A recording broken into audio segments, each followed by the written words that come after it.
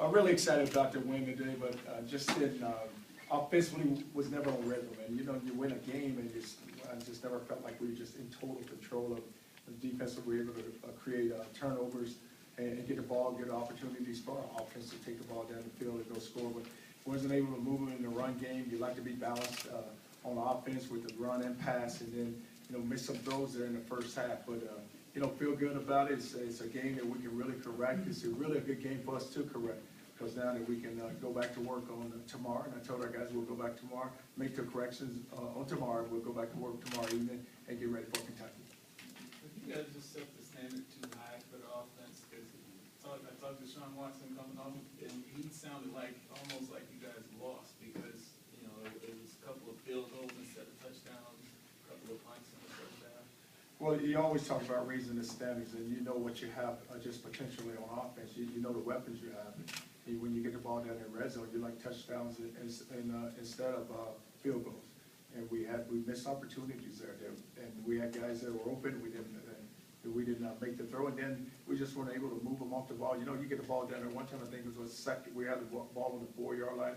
So Norris hits a big run there, and then we get the ball on the 4, and we end up with a field goal there. But we have to score when we get the ball there, and we want touchdowns. What wasn't working with the running game today?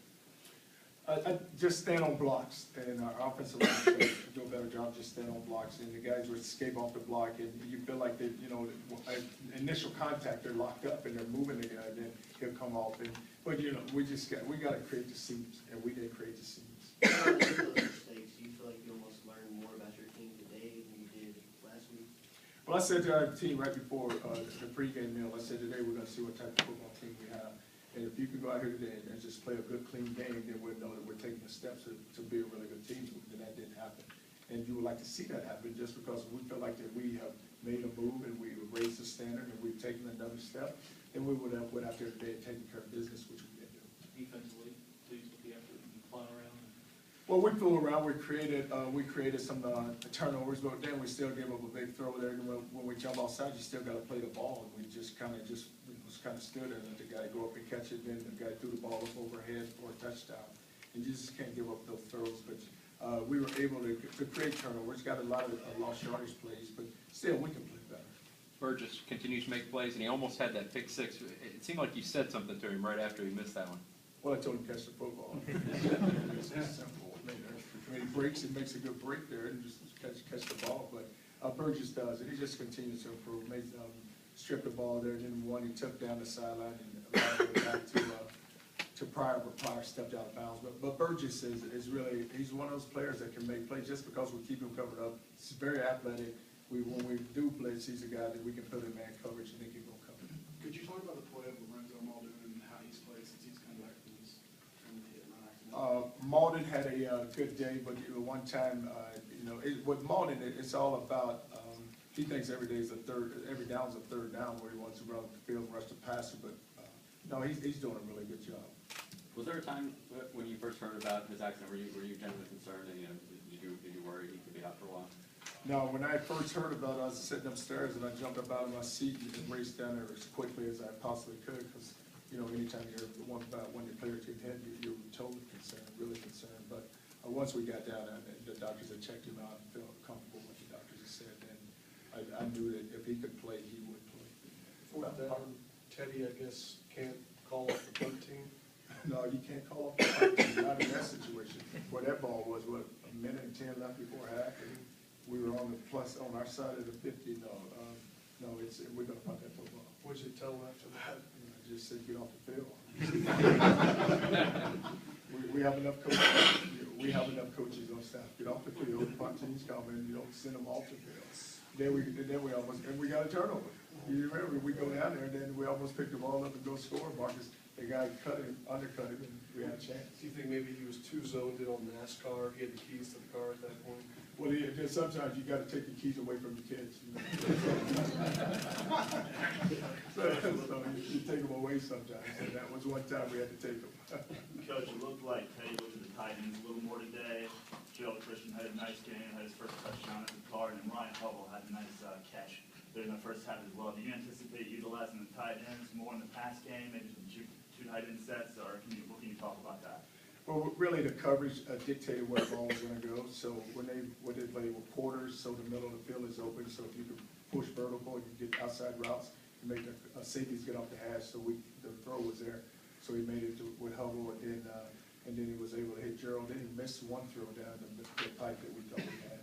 But, and then that's when he hit, through the long pass to Devontae, remember the one right before after going in the end zone. But we had that throw whenever they give us that coverage. Talk about Devontae's play and just keeps making plays. Devontae's a playmaker, and you look at that throw that we threw down in the end zone where he's able to just jump up because he's so athletic, and he jumped up and took the ball off the top of the defensive back's head, and then he's fast enough where he can stretch the field, which he did on that post route.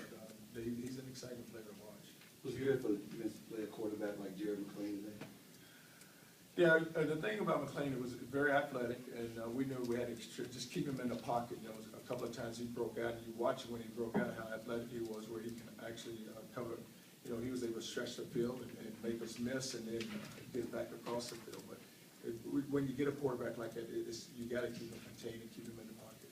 Charlie, Teddy played all three quarters in the first series of the fourth quarter. Was there a certain point that you wanted to get to today? Or is there a reasoning behind it? Well, I just didn't think offensively that we were in sync, and we came out earlier if we thought we were, and we just wanted to try to get back up and run the ball. Then we said, hey, take Teddy out, and let's try to establish the run.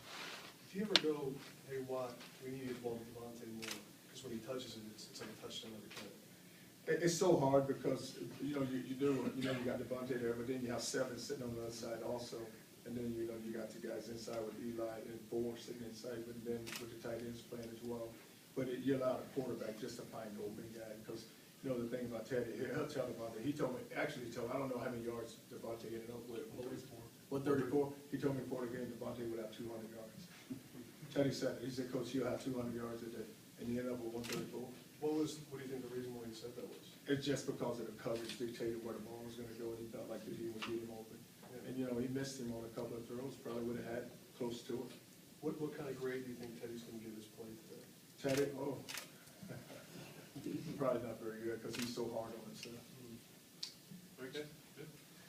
But Coach Patino tomorrow, congratulations, Coach, it's amazing, isn't it? Hall of Fame. I thought Rockwell would be going with him, but he decided to stay there. He said Kenny Klein is staying. Real quick on that, if you were to say something to Rick, what would you tell him for his accomplishment? Oh, it's just amazing just to see his career, just what he's done, what he's achieved. And what I said last week is that it's always been about the player for him. He's never made it about himself. You look at the success that he's had, really, really something special. All right. You want to say goodbye to Goodbye to you. All right, oh, that's right. Seattle is leaving. He's going home. You're exactly. I know you're happy to go back to the Tar Heels, aren't you? Oh no.